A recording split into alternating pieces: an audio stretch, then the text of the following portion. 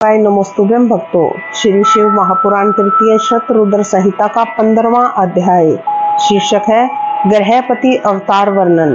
नंदीश्वर बोले, नारद जी के इन वचनों से स्त्री सहित विश्वानर को वज्रपात जैसा कठिन दुख हो गया। सुचेष्मती भी दुख से व्याकुल हो हाहाकार करने लगी।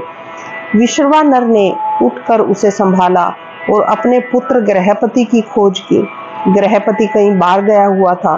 पिता का शब्द सुनते ही वह दौड़ा हुआ वहां आया और दोनों के रोने का कारण पूछने लगा।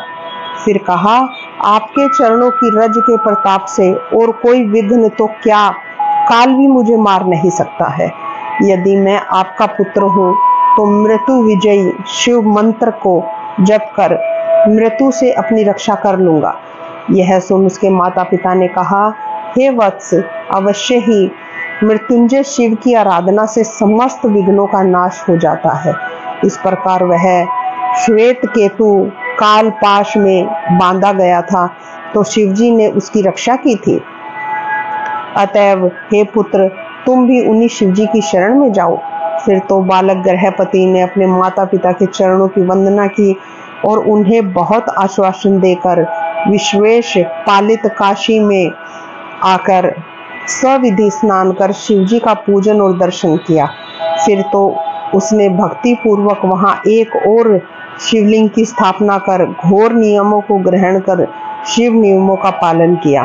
फिर तो उसके जन्म के 12वें वर्ष में नारद जी के वचनों को सत्य करने के लिए वज्रधारी इंद्र उसके सामने आए और बोले, तुमको जो इच्छा हो वर मांगो। ग्रहपति ने कहा, हे इंद्र, आप जाइए, मैं शिवजी को छोड़ अन्य किसी देवता से प्रार्थना नहीं करता। यह सुनकर इंद्र क्रुद्ध हो गए। उन्होंने अपना वज्र निकालकर बालक को डराया।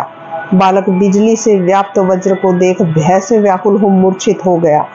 तब उसे मूर्छित होते देख पार्वती पति साक्षात शिवजी तत्काल ही वहां प्रकट हो गए।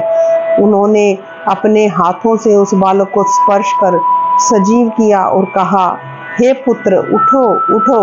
ग्रहपति सैकड़ों सूर्यों के समान प्रकाशमान शंकर जी को देखने लगा।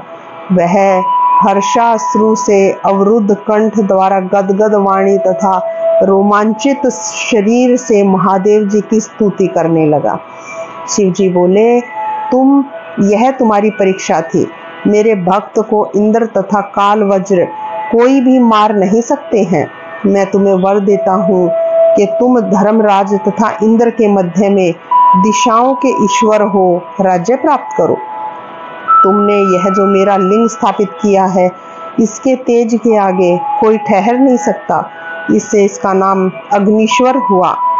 यह अग्निश्वर महादेव भक्तों को बिजली तथा अग्नि से बचाते रहेंगे और यदि देव योग से उसकी मृत्यु काशी में ना हो तो वह अग्नि लोक का भागी होगा।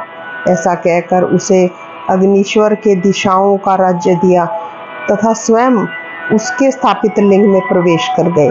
इस प्रकार ग्रहपति का अवतार संपूर्ण हुआ।